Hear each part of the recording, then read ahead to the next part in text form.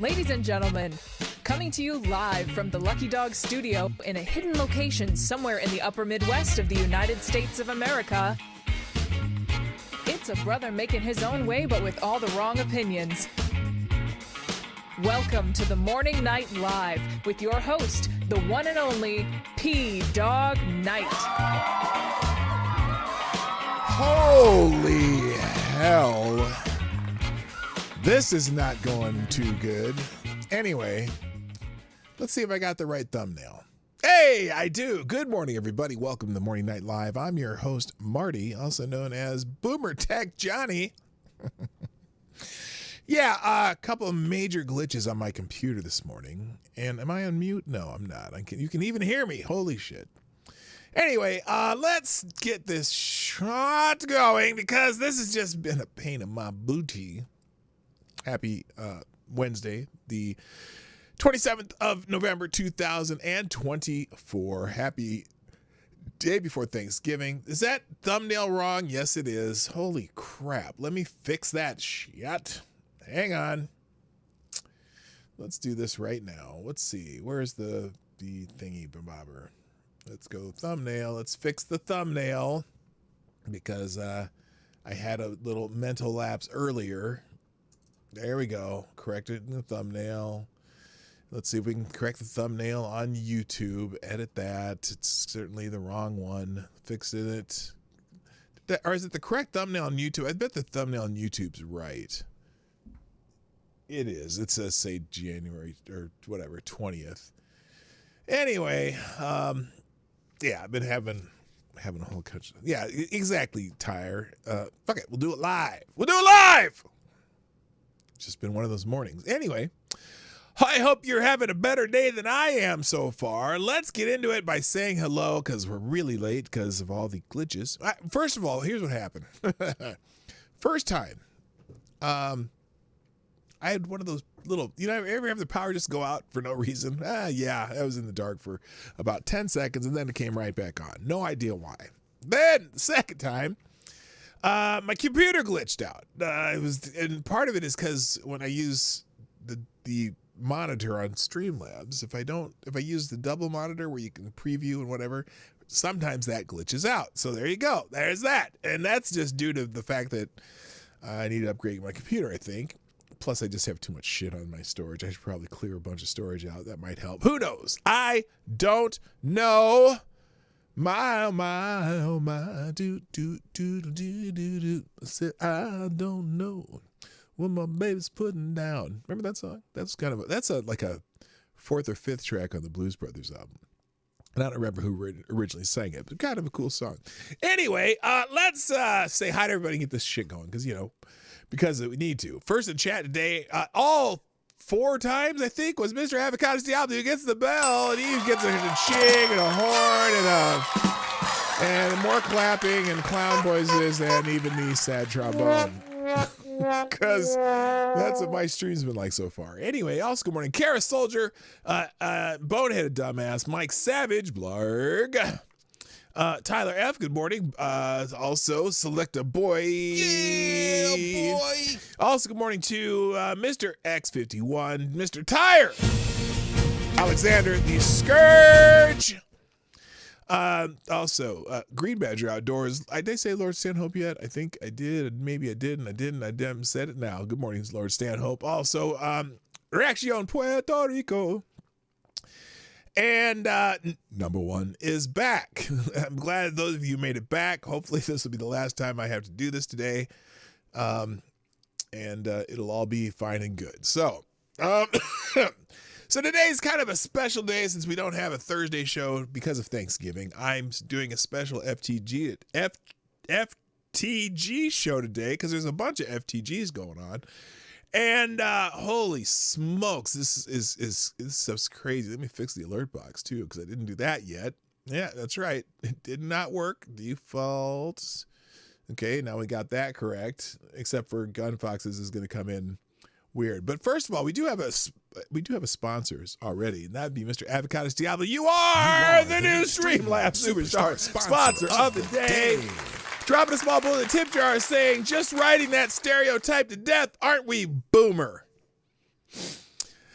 And in the immortal words, whatever that stupid Saturday Night Live character was, bitch, please. Okay, there you go. And anyway, thank you, AD, appreciate it. And also, looks like Gunfox 61's dropped a Hamilton in the tip jar, which makes you the new Streamlabs Superstar sponsor of the day. Dropping a little NASA news into the agenda for today. So we'll get to that sometime soon. Also, there's a bunch of other links I was gonna open up, but because everything was so bad, I'm going to throw up JJ Sefton's links today. I may do an article or two there, but we got enough FTGs today to fill a rodeo in Calgary. So let's just get it going. All right? All you Canadians know what that means. Well, maybe some of the rest of you know what that means too. Let's get into it. So first, by the way, thanks for all the people who are attempting to drop notifications on this show. We don't know which one actually worked, but I do appreciate the let's goes. So here's a few of those. Let's see. Oh wait, that's not it. Where'd it go? I just saw it. Let's go. Here's one from Green Badger Outdoors, even though it's on the wrong link, or maybe you fixed it. I don't know. I didn't fix it. Oh, I got to fix that too. Holy shit. Man, that's not working. Holy crap. What the hell's going on here? Oh, it's because of the 4th time's a charm. There we go. There's one of the let's goes. We got a helicopter going off a dog's head. That's kind of funny. And then everyone had tried. There we go. Let's go. Thank you, Reaction Puerto Rico, for doing that one. That's nice. Unfortunately, and there's another one from Reaction Puerto Rico. You're going to wrestling theme today. And then thank you, Tyler F, for dropping one. So I appreciate that. And Gunfox with another Hamilton. Did I change? I got a question. That was supposed to be changed. What the hell happened there? Did that not work? Hold on a second. Let me fix something else. I changed the tip goal too. Yeah, it should. Okay, it's 58.08. There we go. We're at 34% of our tip goal for the day, $58.08, just so that I can do a Thanksgiving dinner for 10, even though 12 are coming. You can help contribute to the Thanksgiving dinner because according to Frank Luntz and the USDA or some farm organization, this year's Thanksgiving dinner for 10 should only cost you $58.08. So that's the goal for today. We're almost halfway there. So if you want to help sponsor the show and make sure that I can at least feed 10 of my 12 people, that would be awesome. All right, let's get back to some news here. Let's see. It's Hump Day, and I'm not sure if I can show this. Wait, let me see what this GIF does. Oh, they're all moving around. Okay. Can I show this on YouTube? Well, it's not, it's not.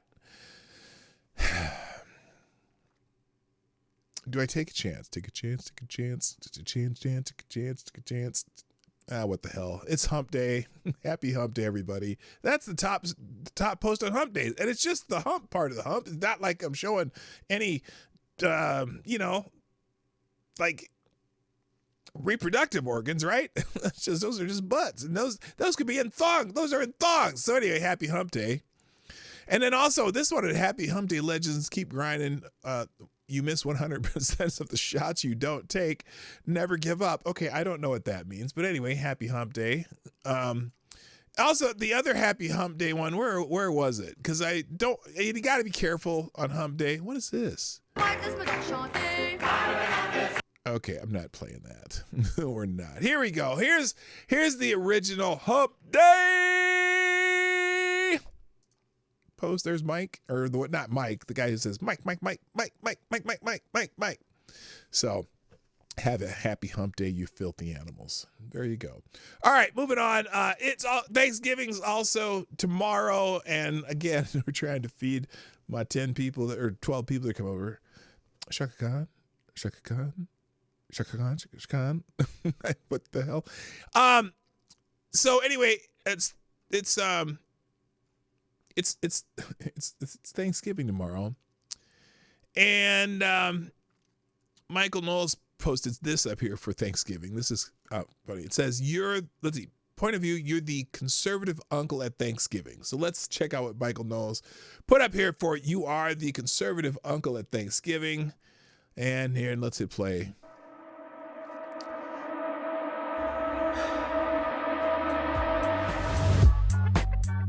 Okay. Oh, I might get a music thing on this one. It's a parody though. It's a parody. Okay. I don't want to put, hang on. I'm going to mute it because I just want to see the video. So you're the conservative uncle at Thanksgiving. Oh, what is that? Oh my gosh. Let's see. Okay. Let's put the music back on because I want to see what happens here. Without me. So, what's everybody thankful for? Okay, you get the idea. Okay, enough of that shit. Anyway, all right, there you go. So, happy Thanksgiving.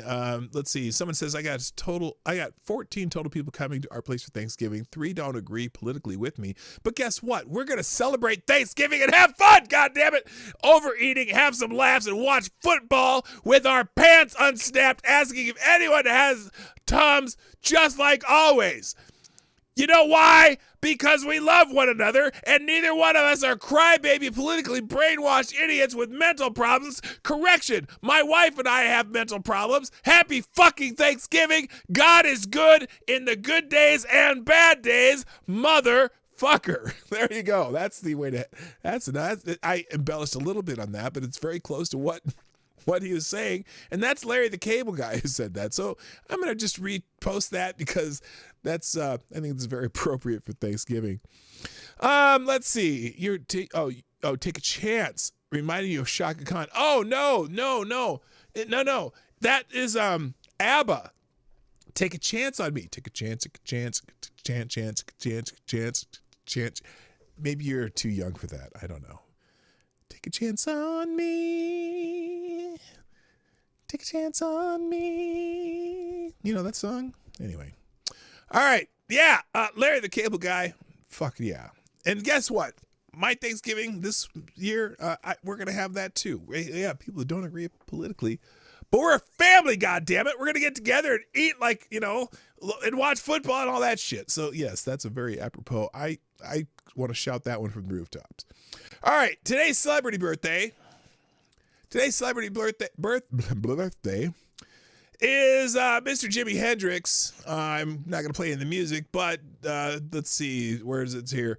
Happy 82nd birthday. He would be 82 years old today, Jimi Hendrix. Celebrate his life, music, and legacy of the world's greatest guitarist and inspirational icon, not just because of his cutting-edge guitar talents, his stunning lyrics and creative artwork, trend-setting fashion scene, and timeless words of wisdom have inspired millions of people around the world as the world celebrates Jimi Hendrix' 86th second birthday. How has Jimi Hendrix inspired you? Well, he definitely inspired me to not do drugs because I'm glad to be alive. But, yeah, he was a very transformational musician, added some new stuff to the world. I mean, greatest guitarist ever? No, not anymore. But certainly at the time, he was the prototype for a whole new style. And so we celebrate Jimi Hendrix's life. His life cut too short by an unfortunate bout with vomit. So anyway, happy birthday, Jimi Hendrix. Also today, now let's just get into it because there's a whole bunch of FTGs and I want to get to it. And since I'm late, and a lot of these topics today have built-in FTGs with them. Rest in peace, John Woolery. Yes, is that his real name? I don't even know his real name. Gonna play the ballad of Jimi Hendrix in his honor. There you go. Cool. Oh my gosh, Avocados Diablo, you are so cold. I just don't know. Anyway, all right, so let's get into some of the FTGs because just because some of them are funny. Now, I'm sorry. I do have my cup of recreational coffee in the breakfast wine cup. Today it's a Jamaican blend. I do have a little bit of the enforcement coffee left, but I didn't have time to grind it this morning because I was already late, and then I'm already later because of the problems with the whatchamacallit. So anyway. Oh, that's the whole song? You're dead? Okay, well, that's concerning. All right, wrecking. The word wrecking is trending. Now, there's a couple reasons why the word wrecking is trending. Let's start with the train wreck. That is, apparently Kamala Harris has become a train wreck, and some people are wondering about this clip that the Democrats. It's what the Democrats' Twitter handle put up, and a lot of people are putting this up too. And we're wondering, is Kamala Harris shit-faced during this? I mean, first of all, the background's weird, and well, let's just watch it. I don't know. She seems Just listen to this, and you tell me what you think. I just have to remind you. Don't you ever let anybody take your power from you. You have the same power that you did before November 5th. And you have the same purpose that you did. Whose idea was this? And you have the same ability to engage and inspire. So don't ever let anybody or any circumstance take your power from you. I can't decide if she's been crying or is she shit-faced and just trying to get through this. And whose idea was this? Does everyone... Okay, she does seem drunk? Percocet and smeared up. I don't know. It's just weird. And for some reason, the Democrats... they have a Twitter handle called The Democrats. And they posted this, and no one understood. Now, it's funny because someone put... where is it? You got this, okay? Now, compare this and the background, the curtains and the whole thing. Compare that to this. We got this. Here, is there a way to make that bigger? Here, yeah, let's make this bigger. There's this. And compare that to this.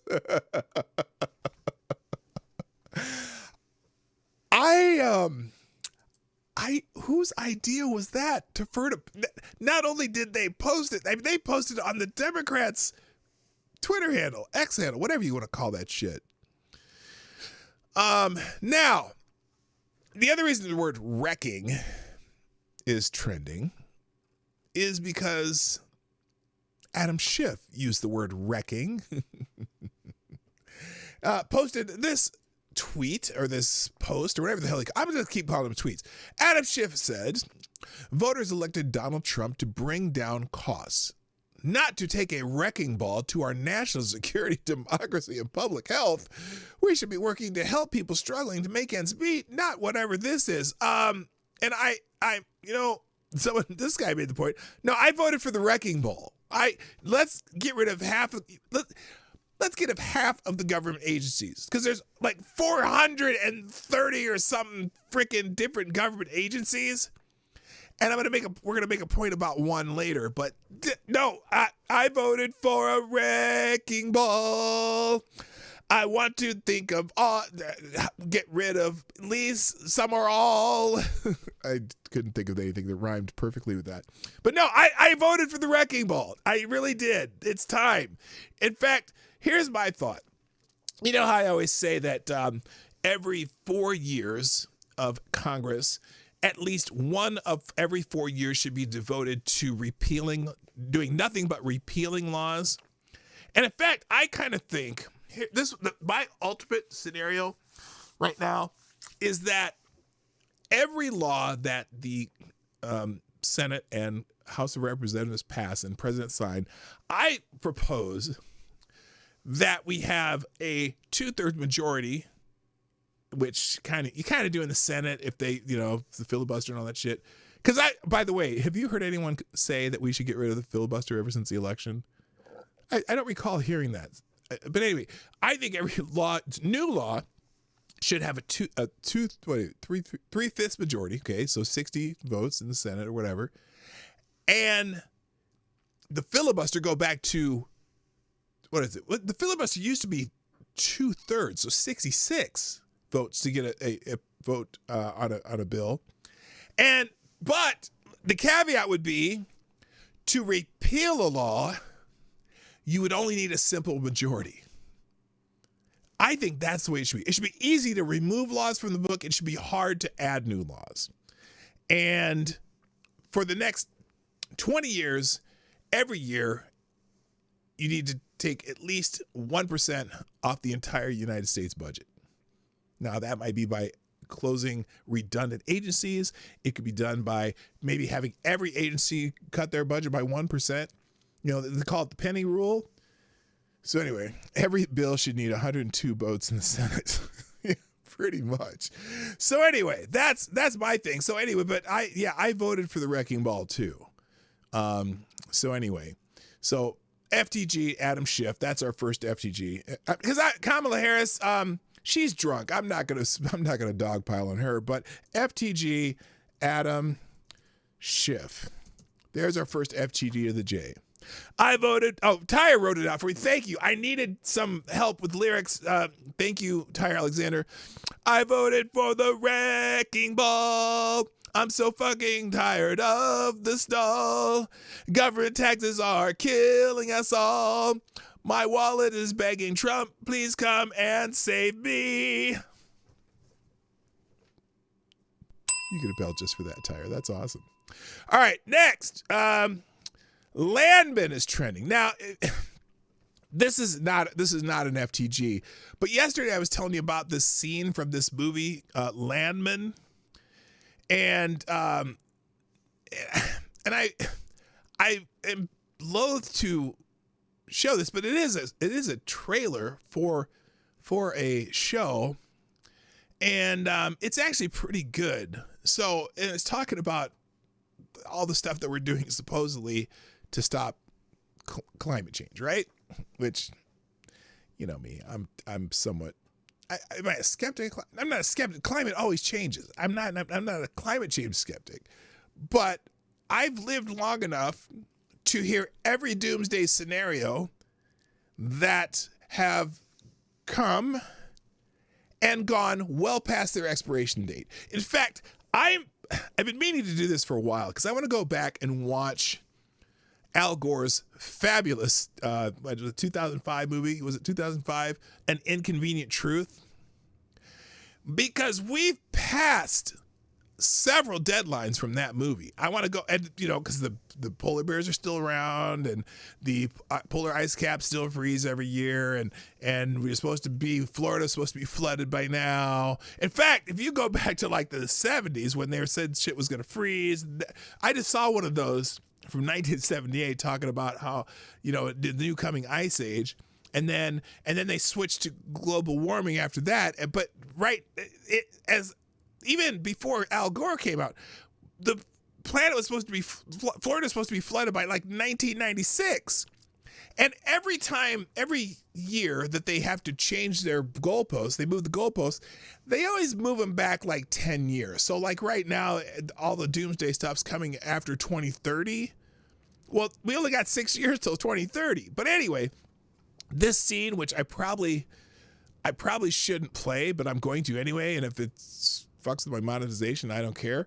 Here's this scene, and it's really good. So, I'm doing this in a fair use sort of way because I want to make some commentary while I'm showing this scene because it's pretty good. So here we go. Here's the scene from what's it called, Landsman or something like that. Here he goes.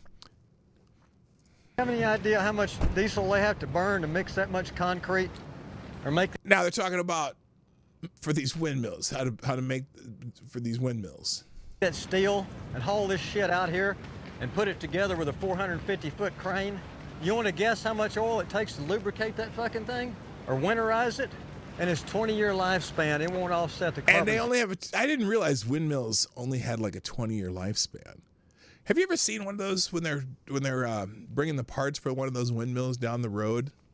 So those little fans, the blades or whatever, those things are enormous, and it's like the length of like 4 semis or 5 semis. When they put like the front of it on one part of a semi, and then they have a special like strap on. A special strap-on trailer that they put on the end of it, and they can barely turn. They have to have like wheels that can turn on the strap-on trailer too. They're enormous, but they only last 20 years. Anyway, what's he saying here? Footprint of making it. And don't get me started on solar panels and the lithium in your Tesla battery. She's not happy. And never mind the fact that if the whole world decided to go electric tomorrow, we don't have the transmission lines to get the electricity to the cities. Yeah, like like in California where they said the EV, electric vehicle mandates like 2035 in a state that has rolling fucking blackouts. That's fucking brilliant. I'm swearing a lot today. I don't care. I don't fucking care. It'd take 30 years if we started tomorrow. And unfortunately for your grandkids, we have 120-year petroleum-based infrastructure. Our whole lives depend on it. And hell, it's in everything. Talk about an inconvenient truth. The wheels on every car ever made, including yours. It's in tennis rackets and lipstick and refrigerators and antihistamines. Pretty much anything plastic. Your cell phone case, artificial heart valve. I don't know. Any kind of clothing. I don't know who wrote this show. I am surprised it's not already canceled. I'm sorry, I can't, because that's some facts they're throwing out there. And it's not made with animal or plant fibers, soap, fucking hand lotion, garbage bags, fishing boats, you name it. Every fucking thing. And you know what the kicker is? We're going to run out of it before we find its replacement. Now, we don't even know that. That's another thing, though, they've been saying. Like the term peak oil. I remember in college, when I was at Drake University in 1984, I took a course that we talked about this in one of my communication classes, talking about how we were going to run out of oil by the middle of the 1990s. It's like, they keep finding new oil. I think for some reason the Earth somehow regenerates some of this oil because they're finding new pockets of oil everywhere. Anyway, But that's the whole thing. Oh, we're going to run out of it by 20 years. It's the thing that's gonna kill us all. It's going to kill us As a all. Bitch, you won't even be here if that does. But anyway. Species. No, the thing that's going to kill us all is running out before we find an alternative. And believe me, if Exxon thought them fucking things right there were the future, they'd be putting them all over the goddamn place. Getting oil out of the ground's the most dangerous job in the world. We don't do it because we like it. We do it because we run out of options. And you're out here trying to find something to blame for the danger besides your boss. There ain't nobody to blame but the demand that we keep pumping it. All right, so there you go.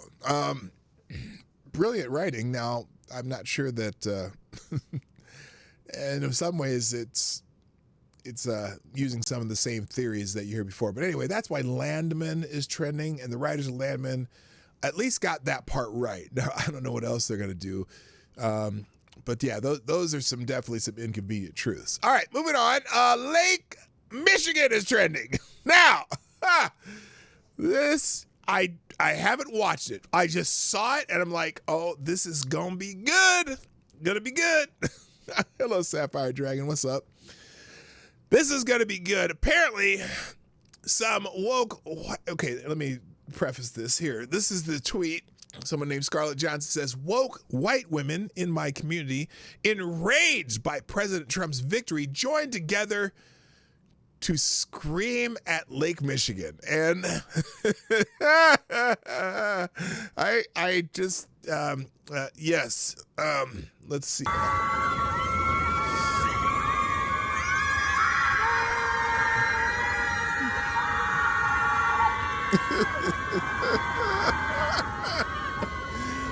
What?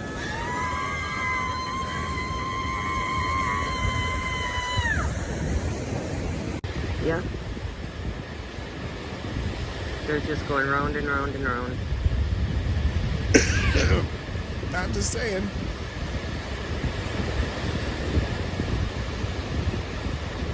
Now what are they doing? I don't know. Oh, I know. No, please leave your clothes on. Please put your clothes back on. It's cold this time of year. What are you doing?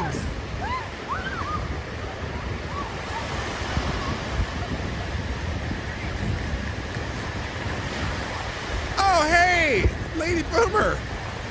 What's up? What are you doing watching my show this time of day? Aren't you working? That's okay. Yes, they're screaming at Lake Michigan. I don't know. I don't. Here, okay, so here's some background.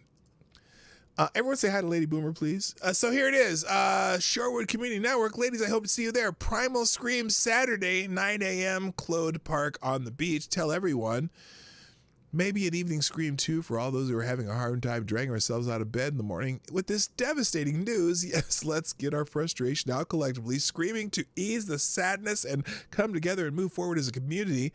I'm still in D.C. through Sunday night, but I'll scream into a pillow from where I am. Well, there you go. That seems sane. That seems sane. So there you go. All right, next. What else? So, yeah, FTG to the... Here, let's... FTG to the Lake...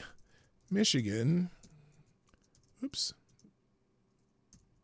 Screamers. There we go. FTG the Lake Michigan Screamers. Moving on. Chipotle is in trending. Now, I thought maybe Chipotle was trending because people were going to be bitching about the fact that maybe guacamole costs could go up, whatever, because of the pending tariffs that Donald Trump might put on Mexico and whatnot. There's a whole thing about that going on. And, well, that really wasn't it. That really wasn't it. Part of it is because there's this lady, and I'm not a whole bunch. We're just going to listen to her because she's very upset, also with Donald Trump becoming president again.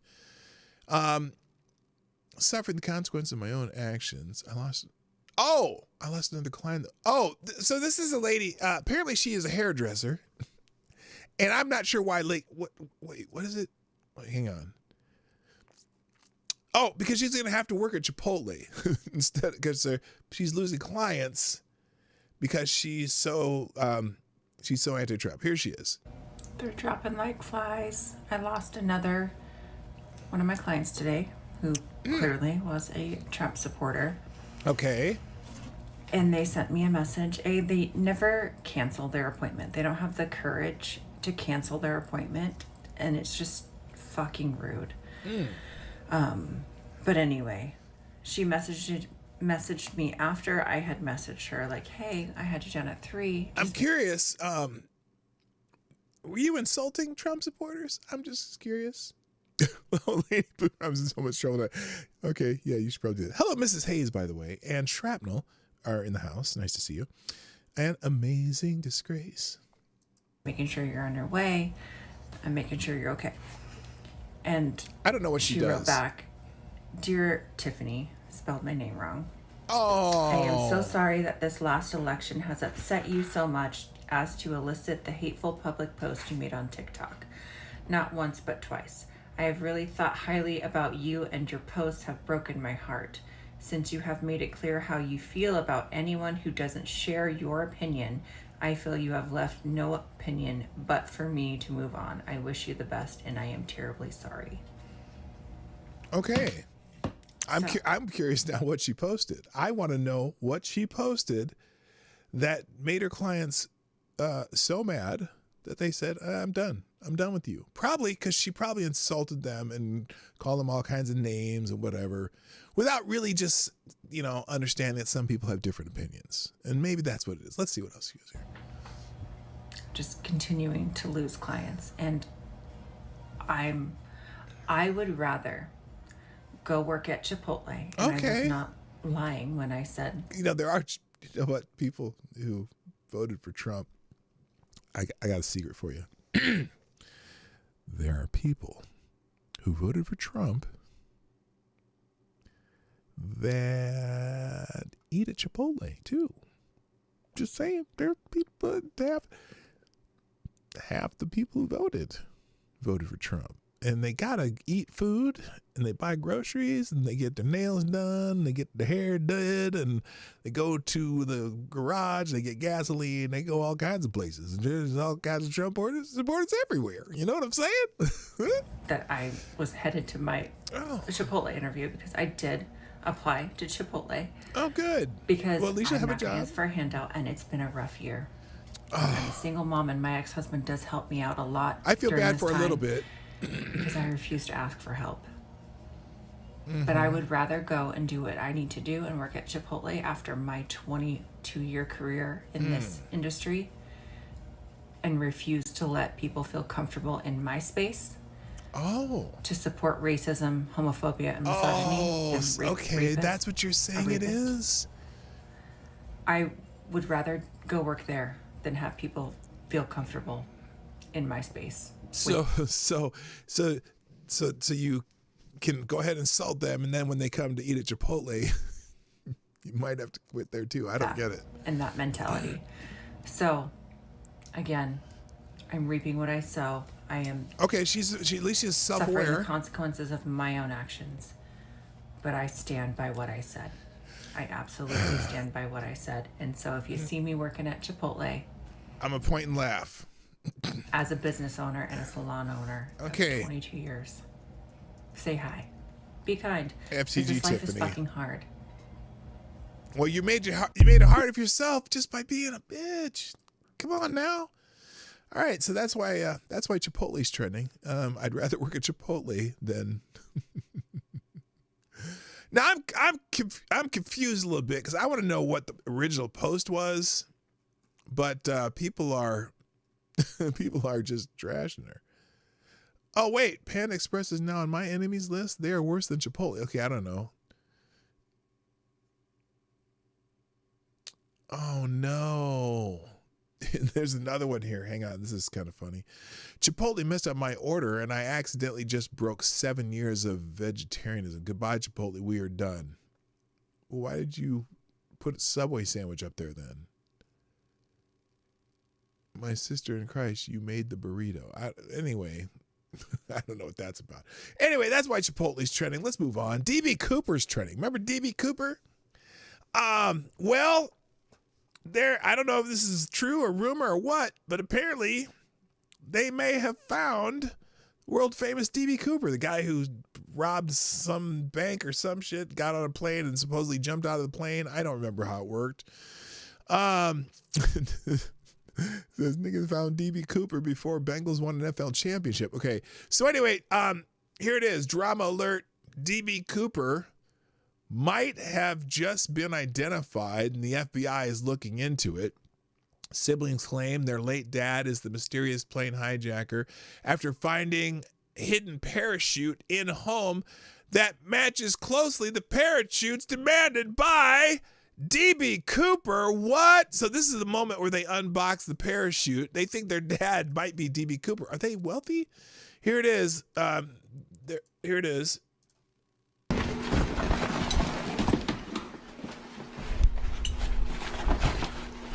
We just solved it. Literally. Literally. This is the rig because they know what rig he used when he jumped that night. Right. They supplied him the rigs. Right. So they know what they supplied him. This is the rig that he used. Okay, so apparently, let's see if I find some more in this. This is the real DB Cooper. Oh, you know, that's from what's that show called? Not Breakout. What the hell's that show? Prison Break. Maybe show the show Prison Break. They said whatever. So anyway, he hijacked a plane for a ransom of $200,000, then parachuted off the plane for those too lazy to Google. There's more to the story, but this sums it up. That's for people who don't know who DB Cooper is. So so this guy claims that that his dad might be DB Cooper, Richard McCoy. So there you go. Who knows if that's true? Hello, Episcopus Hillsong. Nice to see you. Jaeger Pony while parachuting out of a flying sauce piloted by Elvis. Yes, that too. They found him fighting the Sasquatch in the Pacific Northwest, didn't they? But good morning, Jaeger Pony too, my favorite Canadian. Anyway, who knows? That's I don't know that I'm buying it. But there is a story in Newsweek too. Here it is. Oh my gosh, what? Parachute possibly linked to DB Cooper, the 70s hijacker, was discovered, reigniting the FBI's investigation into the unsolved case. Let's see how Newsweek reports this. Holy smokes, what is going on? The discovery of a parachute possibly linked to DB Cooper, the unidentified man who hijacked the Northwest Orient Airlines flight in the 1970s, has reignited an FBI investigation. Northwest Orient? You're not allowed to say that. It was the name of Northwest Airlines before it became Northwest Airlines and before it became Delta. Cooper demanded and obtained 4 parachutes as part of his ransom conditions. The parachutes included 2 primary chutes and 2 reserve chutes, giving him options for his escape. The request fueled speculation. Cooper wanted to create the illusion he might take a hostage. This strategy likely deterred anyone from tampering with the equipment, ensuring his plan remained intact. The Washington State History Museum houses one of the 4 parachutes. Cooper demanded 4 parachutes during the hijacking. Museum director Derek Nguyen told Newsweek, when the exchange was made in Seattle, he was provided with 4 parachutes. He jumped from the plane with 2 parachutes and left 2 behind on the plane. We have one of the 2 parachutes left behind on the plane in our collection. Now, a parachute has now been discovered by the siblings of a prime suspect. For a time, the FBI focused on Richard Floyd McCoy II, a suspect arrested for a similar hijacking just 5 months after Cooper's crime. In 2020, McCoy's children, Shante and Richard III, Rick McCoy, reached out to YouTube star Dan Grider, who was conducting his own investigation into the Cooper case. He had contacted them earlier, but the siblings waited until after their mother's death to reach out. Grider, who has been investigating the case for over 20 years, chronicled his findings in a 2-part series on his YouTube channel, Probable Cause, released in 2021 and 2022. The series reveals his process of connecting the evidence, including footage of him uncovering the parachute in and out building in the McCoy family property in North Carolina in July 2022, according to Cowboy State Daily. After watching Grider's first 2 videos, FBI agents reached out to both Rick and Grider to inspect the parachute. It was the first action taken by the agency since it closed the case in 2016, pending new evidence, the outlet reported. So, this is real. You got to be kidding me. Although the FBI will no longer actively investigate this case, should specific physical evidence emerge related specifically to the parachute or the money taken by the hijacker, individuals with those materials are asked to contact their local FBI field office, the FBI said in a 2016 press release. In September 2023, Gruder and Rick traveled to Richmond, Virginia to meet with FBI agents who collected the harness and the parachute as evidence, along with a skydiving logbook found by Shantae. The logbook aligned with the timeline of both hijackers. My gosh, you got to be kidding me. Obviously not him. The kids aren't named Cooper. No, yeah, he used a pseudonym. They think they've been investigating this McCoy guy for a while. Anyway, Grider released a third video, DB Cooper Deep FBI update, in which he revealed the FBI's recent efforts related to his discoveries. And there you go. So, wow. Wow. They found DB Cooper before they went back to the moon. There you go. All right. So that's why DB Cooper's trending. All right. Now, next one. A comedian named Anthony Jeselnik is trending. And this guy apparently is not a fan of Joe Rogan. And so people are putting out a part of his comedy routine that's on Netflix, where he trashes people who watch Joe Rogan. He says, I like Joe, but if you listen to his podcast, you're a fucking loser. That's just part of his comedy routine. Now, I'm sure there's people who find that funny, and, you know, it might be funny, but let's see. Where is it here? Is it this part? Here, it's 56 seconds. I shouldn't play it because it's a next Netflix thing. Rabbi Josh Uter. I don't think there's a single active comedian today that makes me laugh more than Anthony Jeselnik. Okay, well, I'll just leave the link in here. I'm not going to even FTG him. He might be funny. I'm sure he is. But apparently some people are up in arms because he said something bad about Joe Rogan, which I don't care. You know, like here, hack comedians watching Jeselnik try to tell transgender jokes without punching down and showing his support. Apparently he tells transgender jokes too. Let's see. I guess the only one that people care about is this joke about Joe Rogan. What the fuck? Anthony Jeselnik could have been Schmidt. I don't know what that means. He's one of the most fearless and smartest comics out there and has been for 20 years. Anyway, he has you can watch it on Netflix, and it'll be in the links. I'm not going to play it just because I already have one copyright thing that might mess me up today. So there you go. Dan Crenshaw, Congressman Dan Crenshaw is trending. You can go ahead and write your FTG right now because Dan Crenshaw apparently is upset that there are people who question his stock trading abilities. And here's the clip, because someone asked him on apparently some podcast about this bill that they're putting through the House about not allowing members of Congress and the Senate trade stocks, because, you know, some of them do extra super well when they trade stocks and things that they're working on in their committees. So here's Dan Crenshaw, I Patch McCain. Vote for a ban on Congress members trading stocks? Yeah, I mean, this is like number 1,000 on my priority list of things to care about. Oh, this is corruption! Whoa! This is so the potential corruption and grifting of members of Congress is really low on your priority list, huh? Okay. I've been dragged through the mud on. You know how much fucking money I've ever had in the stock market? Oh, he's a little salty about it too. And I've been dragged through the mud on this as if like there's some insider trading. I just sent a letter to Fox News, a threatening letter from my lawyers, threatening them with defamation because Jesse Waters had basically insinuated that I was insider trading. Okay. Of course, it's not true. You'd be more surprised how much little information we have. This is one of those bills that like Okay, so you're really upset about the bill, but it doesn't really mean anything, so it's not going to affect you, so you're going to be mad about it? Interesting. Of course, yeah, people support it. Yeah, sure, okay. Who cares? Because I don't have any, I barely have anything in the market anyway. Okay. Are there a couple cases like where Nancy Pelosi has some very suspicious timing of her trades? Yeah, that has happened. Okay, but at least nobody else can point that. any other examples out.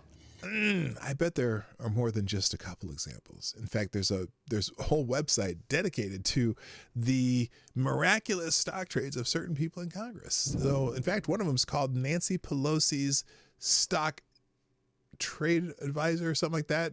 It's remarkable that some of these trades come just as they're talking about a bill in Congress. But anyway, I'll let you go on, Dan. So sure, yeah, why not? Don't let us trade stocks. How about we'll just keep whipping ourselves. How about we don't make any money either? How about like just cut our paychecks? We haven't gotten a pay raise since 2008. Even a COLA increase. So yeah, no, actually, no, yeah, this is a great idea. Let's make Congress a place where only the millionaires can actually afford to do the job. This is a wonderful idea. Let's just keep doing that, because and then some it's always some member, right, who senses the populist energy, and then he doesn't like mirrors that populist energy, believing that this is what's going to help me connect with the people. Because what do the people want? Well, they want an easy button. All my problems will be solved if there's no stock trading. All my problems will be solved if there's term limits. Yeah, but if you think about any of these things for 5 whole minutes, you might quickly come to a different conclusion. Now, what I vote for? Yeah, sure. Who cares? Who cares? Like it doesn't matter to me because I don't have any fucking money to put in the stock market. Man, he's for a ban on Congress. Now look, he's awfully emotional about it though, and that's the weird thing. Why are you so emotional about this, Dan? Crenshaw's dick and can eat a dick. Oh, boo-hoo, Congress hasn't gotten a COLA increase in years. My mom subsists on Social Security and last year got a whopping $12 more a month. Oh boy, but farm is saved, Dan Crenshaw. That's some of the replies to this are golden.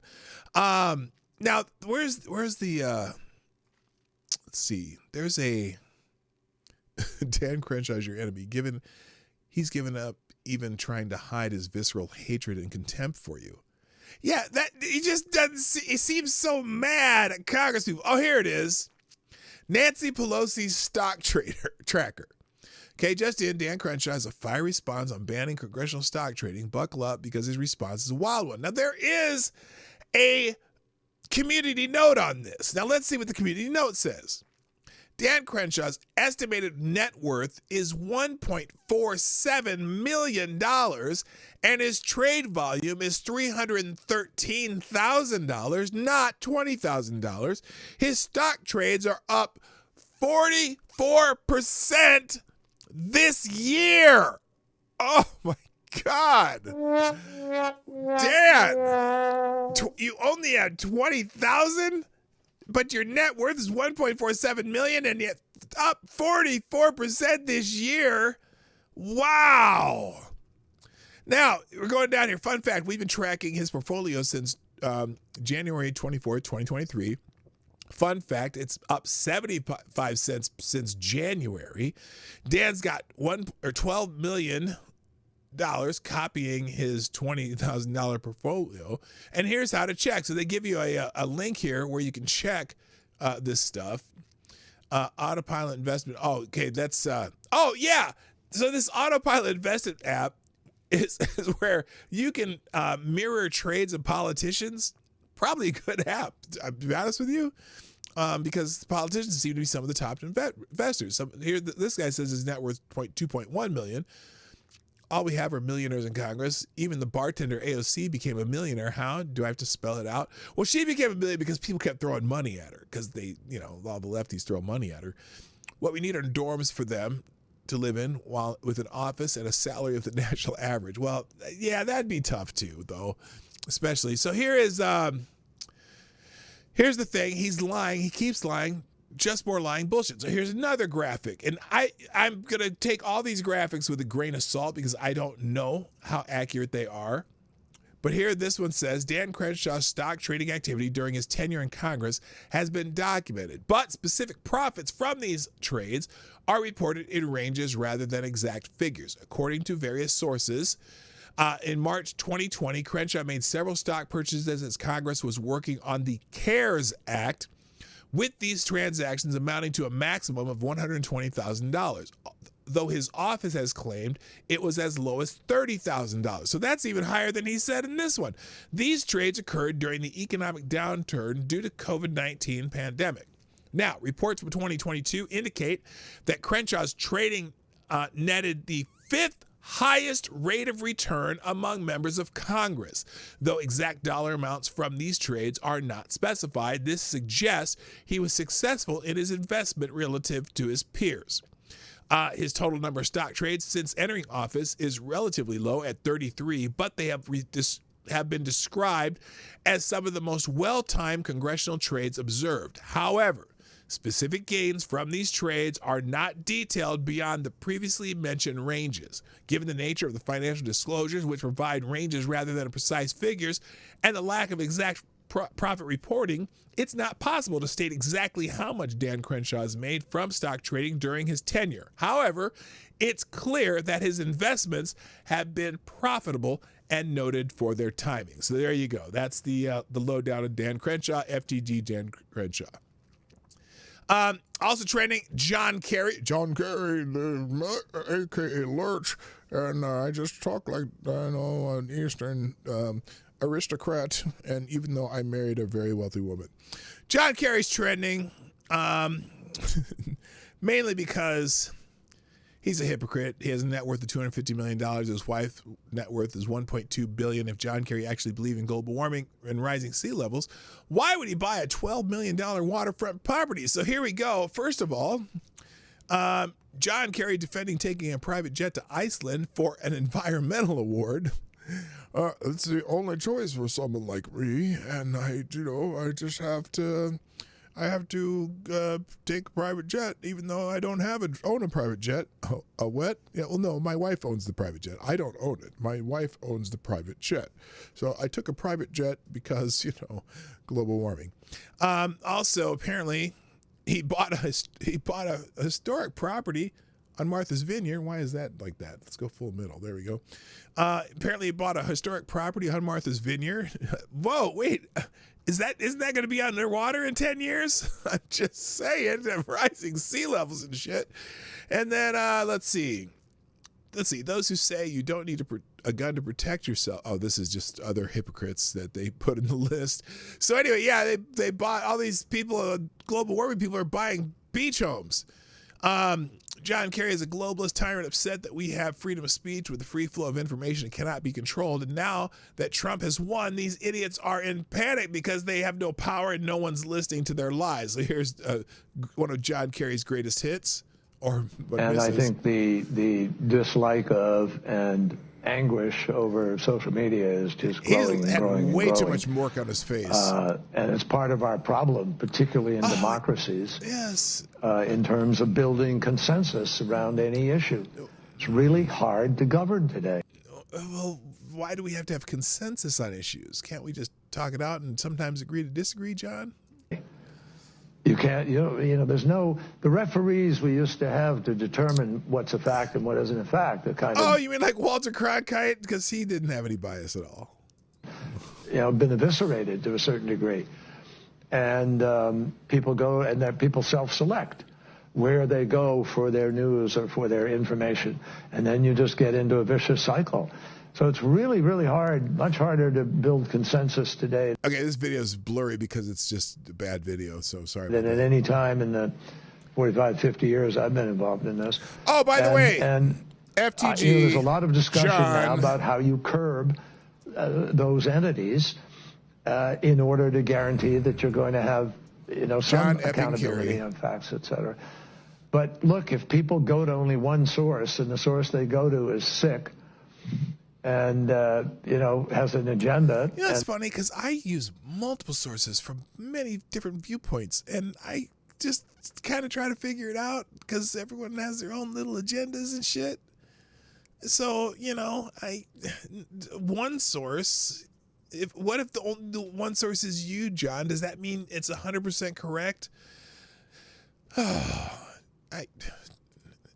F John Kerry. I don't care. So anyway, so John Kerry, oh, by the way, he's, and here's the other part. He says we're on the brink of needing to declare a climate emergency, which we've been on the brink every year for the last 50 years. I think personally we're on the brink of needing to declare a climate emergency, which is what we really have.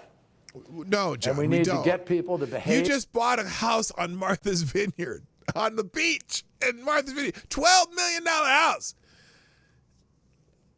in that climate emergency with rising sea levels, John. As if this really is a major transitional challenge to the whole planet, to everybody. Except for people you with your house on Martha's electricity Vineyard. Need to choose the right kinds of electricity. And we need to Wait, what? What did he just say? Wait, what? In Africa, don't have electricity, need to choose the right kinds of electricity. Oh, what would that be, John? And we need to help them be able to afford it and do it. We are the largest economy in the world, $24 trillion or $23 trillion economy. A $23 trillion economy, that's $36 trillion in debt, John. Can we fix our own house first? Maybe more by now. The next closest is China at about 18 trillion. And the next closest to the two of us, Germany and Japan at 4 trillion. That's how far it drops down. You don't think we have some sort of obligation out of that to be responsible? I think you do. But I'm just saying that our country needs to talk about this. And So I'm sure the solution for this, according to John Kerry and his ilk, are, well, we should just tax our people more. We should just, we should just take more from you. And I made a point this morning on X that it's a point I like to make quite often. It certainly is very easy to be generous, to be charitable with other people's money. It's really easy, especially when you can just, it's easy to be charitable when you can just take other people's money. Don't even have to give it to them. And it's funny because you always a lot of them try to bring up, oh, well, what would Jesus do? Jesus would tell you to go do it yourself, not to go take it from Caesar. He wouldn't tell you to take it from Caesar. He wouldn't tell Caesar to take it and do it. He'd say, you do it yourself. If you want to be charitable, then be charitable, but don't take someone else's money to be charitable. That's that. And so I'm again, John, let there be peace on earth and let it begin with me. You ever hear that song? Well, if you want, you need to set the example. Stop taking private jets. Don't buy a house on the beach. Get a tiny house. Get a tiny house that has a very little carbon footprint. Get a tiny house with solar panels. And then you do your part. And that'd be setting the example, John. But no, you just bought a $12 million house on Martha's Vineyard on the beach where that's going to be underwater in 10 years. According to every 10 years, your house would have been underwater. So, FTG John Kerry. I'm not even going to let you finish. Fuck you. All right. Let's see. Next, I've got a couple more left. CFPB is trending. Now, this is related to Elizabeth Warren. And this guy was he on Rogan? I don't know what he was on. But when I was talking earlier about all these freaking government agencies we have, just all these fucking government agencies. Like there's more government agencies than we've been a country, years we've been a country. Okay, and that's what this guy says. This is fascinating. This guy's named Mark Andreessen. He's talking about Elizabeth Warren's agency called the CFPB. And this is fascinating. And you just got to hear it. Here it is. Listen to this.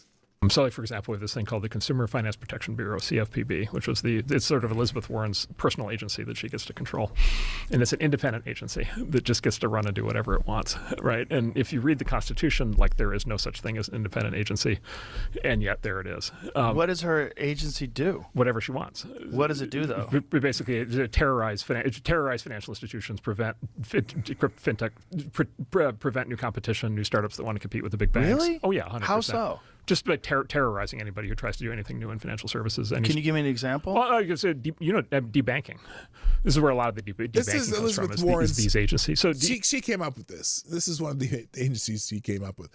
Which, remember, there's like 15 different financial institution agencies in the federal government already, and they made this one up. Debanking is when you as either a person or your company are literally kicked out of the banking system, like they did to Kanye. Exactly, like they did to Kanye. My partner Ben's father has been debanked. Really? We had an employee who for what?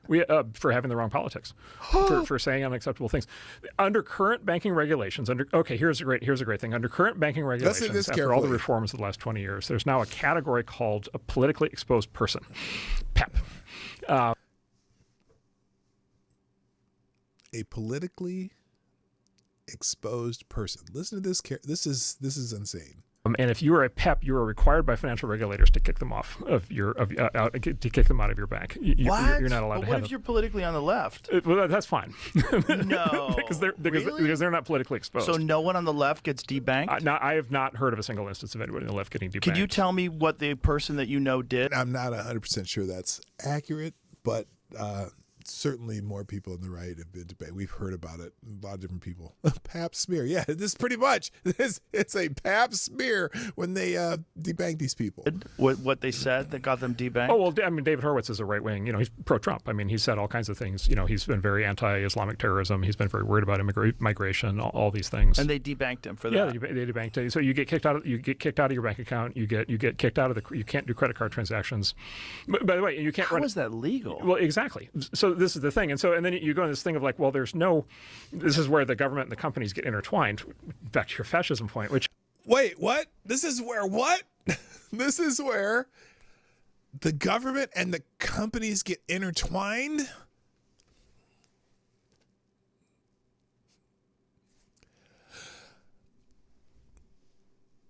There's a name for that, isn't there?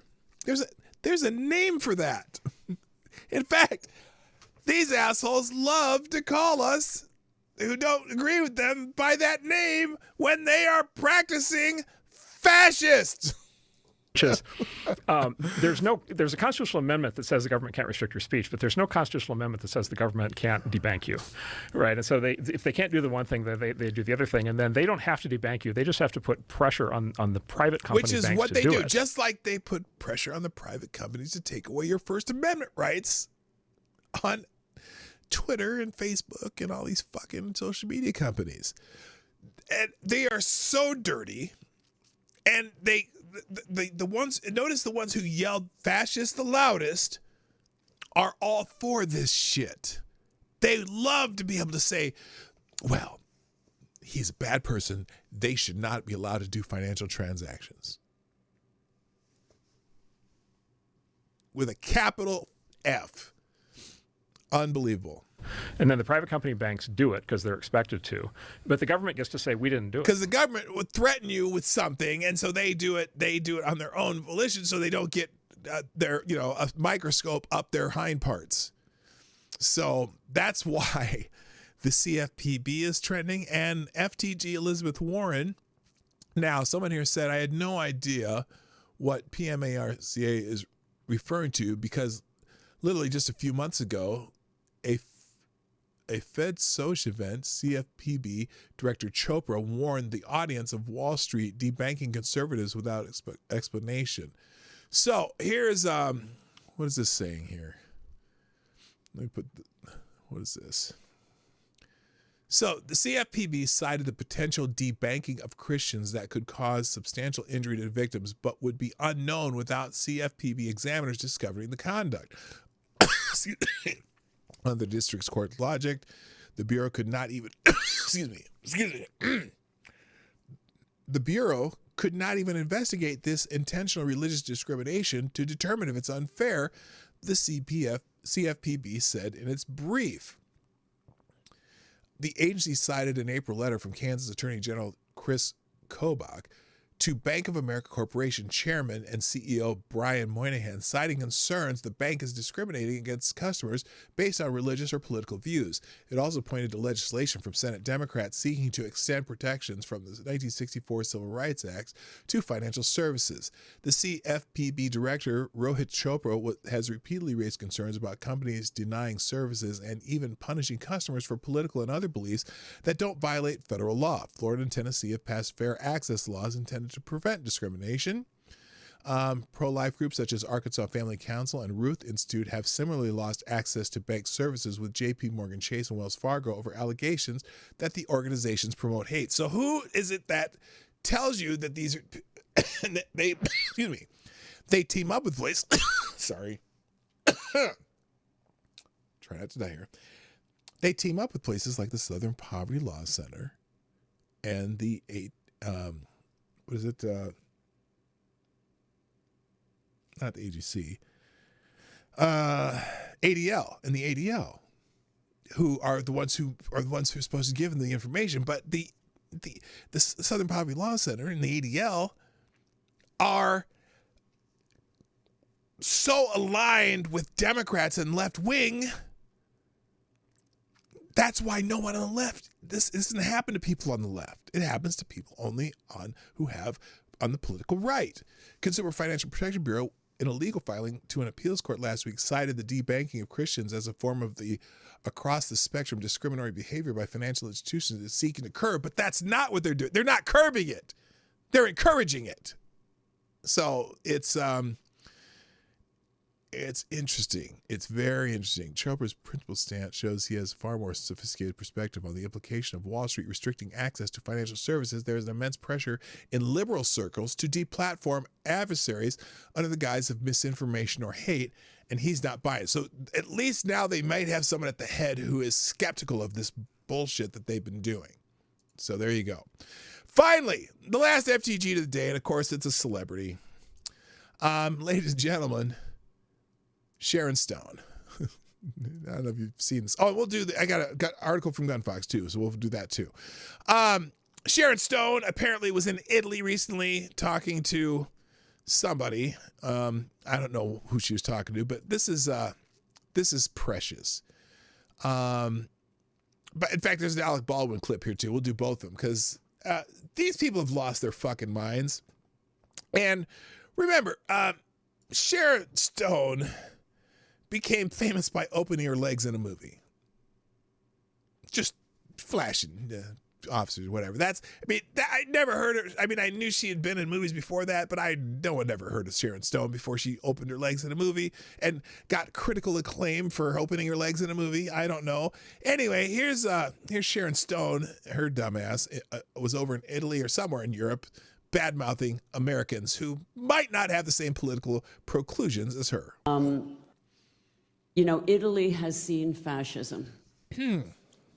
Italy has seen these things. Okay. You guys, you understand what happens. You have seen this before. My country is... Wait, so you're claiming that electing Donald Trump is fascism? Again, this is fascism where they like to use. In its adolescence. Adolescence is very arrogant. Oh, by the way, it's interesting because, she talks about America being a relatively young country. But just because Italy is old, is it old as a country? Maybe kind of, it's comparatively. But if you think about it, it hasn't been a democracy all that long relatively. Now, has it? Compared to the U.S., Rome was, centuries. Look, the fascism that you're talking about there, Sharon, that occurred last century. Okay, we've all seen it, and we know about it, and we know the dangers of it. But the idea that that experience with fascism is something ancient that no one in this country would know or understand, Well, that's kind of stupid since it was last century it happened in Italy. We've been around almost 250 years. Yes, we're a young country, but it doesn't matter. If you're talking about something that happened before our country existed, well, then I would understand your point here. But this is kind of stupid. But anyway, I'm going to let you talk. Adolescence thinks it knows everything. Adolescence is naive and ignorant and arrogant. By the way, every new generation has their own thoughts about certain things. But the idea that we think we know everything, well, clearly, Sharon, not everyone agrees with you.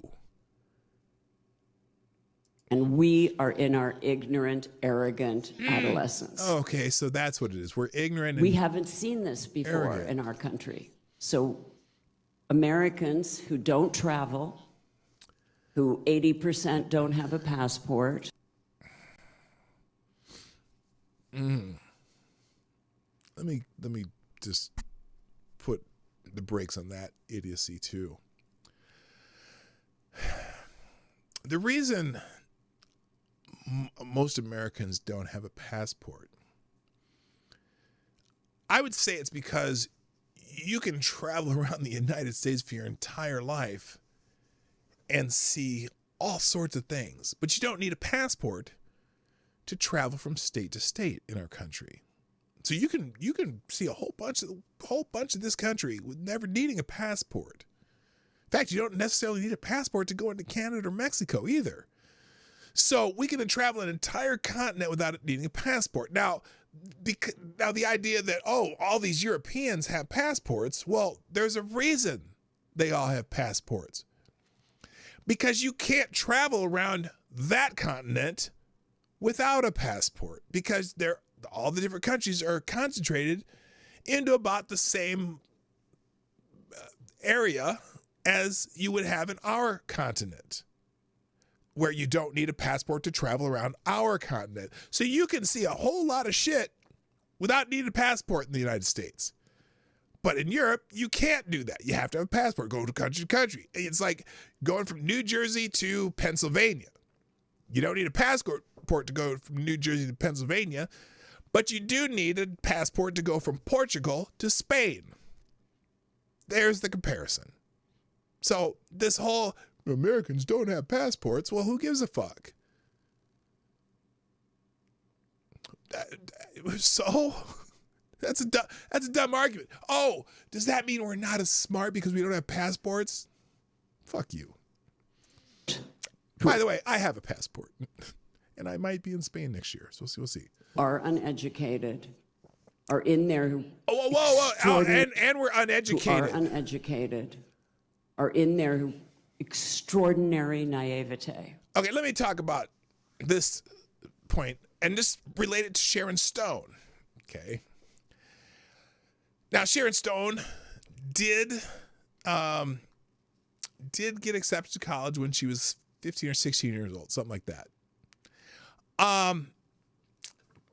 But her major in college was creative writing, not geopolitical, philosophy, not, chemistry or physics, not anything that's, creative writing. Great. You can write some stories or some shit. And then she dropped out of school to be a model.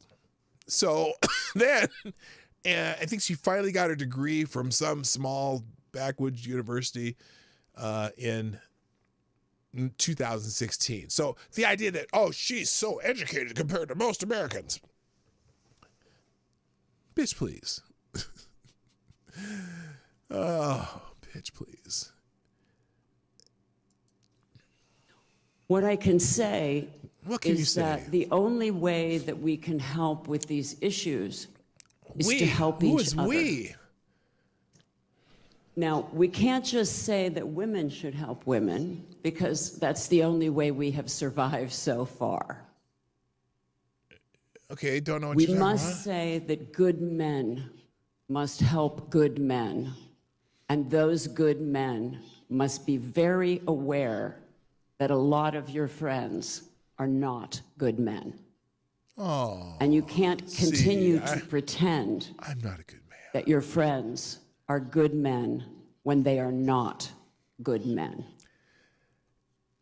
And you must be very clear-minded and understand that your friends who are not good men are dangerous, violent men, and you have to keep them away from your daughters, your wives, and your girlfriends. Because this is a time when we can no longer look away when bad men are bad. What the actual fuck are you talking about? I don't know if you saw the clip from Anna Kasparian when she was talking about how when she was living in, she was living in an apartment building or something, and she was having trouble getting her bike up the stairs, and some guy just helped her get the bike up the stairs. And they got the conversation. They became friends. They were neighbors. She was married at the time, so she wasn't like that. But he helped her get the bike upstairs, and he was out. He was always helping people in the building, and he is just the guy. Everyone loved him and whatever. And like 2 years into this, noting the friendship, she found out that he was a Trump supporter, and she's like, "Oh my God, I used to have this terrible thing about." It just blew my mind that I've been friends with the person, and I would have judged him immediately if I had known. But I'm so glad I didn't, because he's such a nice, caring, giving individual. Would help anybody in the building. And so her whole premise here. Do you know how many bad men probably also voted for Kamala Harris too, Sharon? These bad men you speak of. What you're judging people based on things that you don't know anything about, and it's just it's sad. By the way, did we do an FTG Sharon Stone? I don't know if I did, but I am now FTG.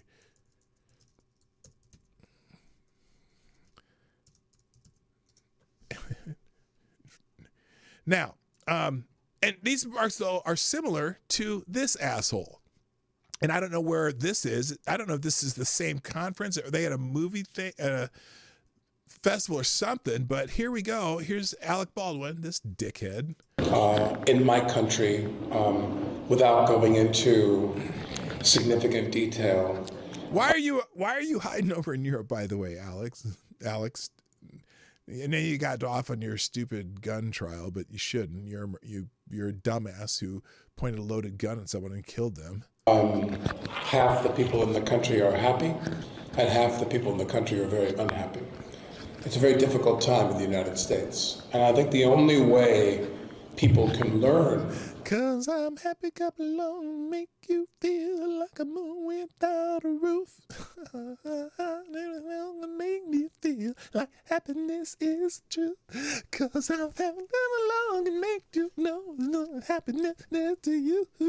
Hey. 'Cause I'm happy. What is happening, and film is unique in this way, not only what's happening in the United States, but around the world. What's happening? Wait, what? Oh. You might not learn from the news. Television news in the United States is a business. They have to make money. And again, not to go. Yes, because it never happens anywhere else. News, you get a completely perfectly accurate news everywhere else in the world. No one has bias other than here in the United States because they have to make money. Into great detail about that. But by the way, most news around the world is somehow aligned with whatever the government wants them to tell you. So sometimes commercial news where they aren't aligned with what the government tells you, I think is a better idea. I don't want the news aligned with the government, but you be you, Alec. It's whatever. There's a hole, there's a vacuum. There is a gap, if you will, in information for Americans. No, there's not. Americans are very uninformed. Americans have access to tons of information. Maybe too much information, but that's okay, because I don't know if there's such thing as too much information. You are in a bubble, Alec. That's the problem. You are in a bubble where you only hear one side of an information. Because a lot of those people, notice how the people in Hollywood, they're in California, right? They're all getting information from a certain viewpoint that fits their narrative and their bubble. You're the one who lacks information. That's the problem. About reality, what's really going on. with climate change, Ukraine, Israel, you name it, all the biggest topics in the world, Americans have an appetite for a little bit of information. That vacuum is filled by the film industry. Not just the independent film industry, not just the documentary film industry, which are very important. Oh my gosh, yes. Let me think. Orange is the New Black is filling my information about Ukraine and what else? Give me some really, okay, here you go. I got very little time left. I'm out of time. Maybe we'll do it on Friday. Give me some names of things in the film industry that are going to fill you in on what's happening in the world. Shut the fuck up, Alec Baldwin. I'm done. That's it. I'll have to do the NASA article on Monday, but it is in the links today. SpaceX Starship rocket will take a lunar rover and astronauts to the moon. Oh, Lunar Outpost has entered into an agreement with SpaceX to use the Starship spacecraft to deliver a Lunar Outpost Eagle. The Lunar Outpost Eagle rover to the moon. The vehicle was being built as part of NASA's Lunar Terrain Vehicle LTV program to support the Artemis mission. Detail of the launch and terms of the agreement remain confidential. Lunar Outpost is one of the 3 companies awarded contracts by NASA in April 2024 for the first phase of the LTV program. Their task was to develop lunar rovers for the future lunar exploration. Each company has to compete on an initial design and pass a preliminary design review. NASA will then select at least one contractor for further work. The LTV program involves companies taking responsibility for delivering lunar rovers to the moon with the possibility of commercial use outside of NASA's requirements. Why SpaceX? Well, Lunar Outpost Executive Director Justin Cyrus, I guess I am doing this article now, said that the choice of Starship was due to SpaceX's high level of technological advancement and rapid pace of their work and the quality of the organization. It's a vehicle that we think will be able to provide reliable landing on the lunar surface, and we know that they can get it done within the timeline we need. So that's, because they're a private company and they're more efficient. So congratulations to SpaceX for that. Now, Gunfox had another article here for me. What did I miss? I don't think I even clicked it. Let's see what this one is. Oh, BBC, it's going to be hard.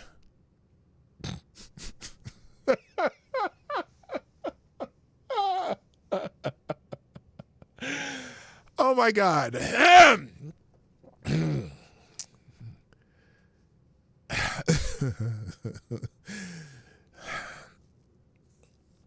From the BBC, it's going to be hard. U.S. firms race to get ahead of Trump's tariffs. So they're doing a tariff expose. We'll do this one on Friday. Anyway, guys, I really got to go. Happy Thanksgiving, everybody. I hope you have a wonderful day tomorrow. If you're in the U.S., please enjoy your Thanksgiving. And if you have to work or something, still find something cool to do. And whether you're in the U.S. or not, we always got to remember there's always things to be thankful about. And so always count your blessings.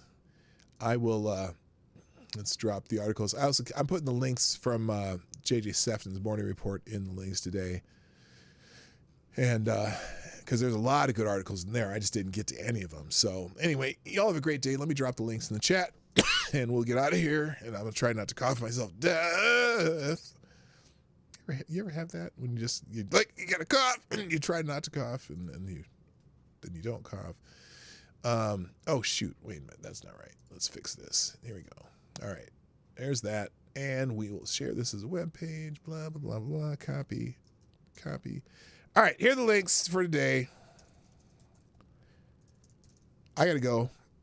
My name is PDawgKnight, and I am out of here. Have a beautiful, beautiful Thanksgiving day. Bye-bye. Hey, this is PDawgKnight, and thanks for watching today on the PDawgKnight channel. If you have an observation or remark you'd like to make about this video or my channel, I absolutely welcome you to write it in the comment section down below. I really look forward to hearing from you. And before you go, if you like what you saw but you're not already subscribed, please make sure you hit the subscribe button and definitely click that bell that pops up afterwards so you'll be notified when I post new videos or when we go live. I broadcast my live show, The Morning Night Live, Monday through Friday at 10 o'clock Eastern, 9 o'clock Central. A special thank you to all the supporters of this channel who share our videos on social media and who make donations through Streamlabs, YouTube, Venmo, and Cash App, which are all linked in the description down below. Thanks again, and until next time, I'm PDawgKnight, and I'm out of here.